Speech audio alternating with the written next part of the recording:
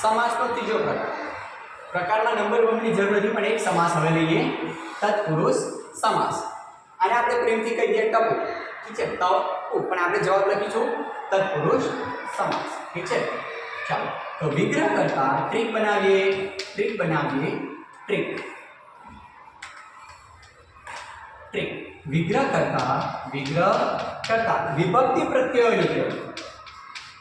વિભક્તિ પ્રત્યય મિત્રો તમને થતું હશે કે આ બધું શું વિભક્તિ પ્રત્યય, ચિંતા ના કરો, બહુ સહેલું છે, સમજી લઈશું. વિભક્તિ પ્રત્યય જેટલે એટલે કે ઇન બ્રેકેટ નો, ની, નું, ના, માં, માંથી, થી, ડેશ ડેશ ડેશ.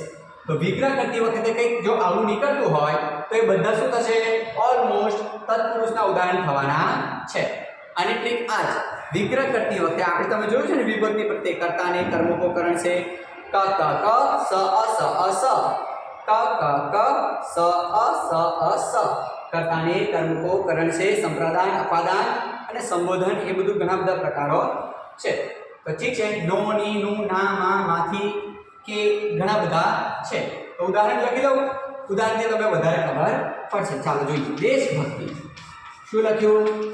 દેશભક્તિ. તો ચાલો દેશની ભક્તિ, દેશભક્તિ કરે છે ના, વિગ્રહ શું બને?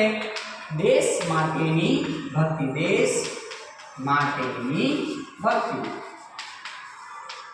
ચાલો ઠીક છે, ચાલો ફરી પાછું સ્નેહાધીન, સ્નેહાધીન. તો આનો વિગ્રહ બનશે સ્નેહને અધીન, સ્નેહને અધીન. કાર્યમગ્ન શું બનશે? કાર્યમાં મગ્ન, ઠીક છે. તો ઘણા બધા ઉદાહરણ બની શકે છે, સૌથી વધારે ઉદાહરણ આપણને તત્પુરુષના જ મળવાના છે. ચાલો આગળ જોઈએ. ચિંતાતુર, તો ચિંતાથી કે ચિંતા વડે આતુર, ચિંતાથી આતુર. ઠીક. તો ઘણા બધા ઉદાહરણ છે, તમે મને કહેજો, હજુ હું આગળ બોલતો જઈશ. જોવા છે બીજા ઉદાહરણ, હું એવું હોય તો કમેન્ટમાં લખી આપીશ. તમે પણ ઘણા બધા એટલે આમાં તો કેટલી બધી વિભક્તિ પ્રત્યય નીકળે છે, ઘણા ઉદાહરણ છે. ધોરણ 10 ની પાઠ્યપુસ્તકમાં જોજો, જેટલા પણ સ્વાધ્યાય કાર્યની પાછળ ઉદાહરણ આપ્યા હોય ને એ બધાએ તમારે તૈયારી કરી લેવી જોઈએ. ઠીક, ચાલો. દેશભક્તિ, તો દેશ માટેની ભક્તિ. સ્નેહાધીન, સ્નેહને આધીન.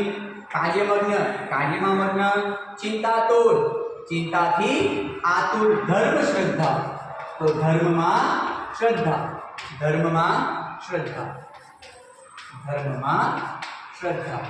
ચાલો મારે ઉદાહરણ તમે ઘણા બધા આપવા છે, થોડી કોમેડી પણ થઈ જાય.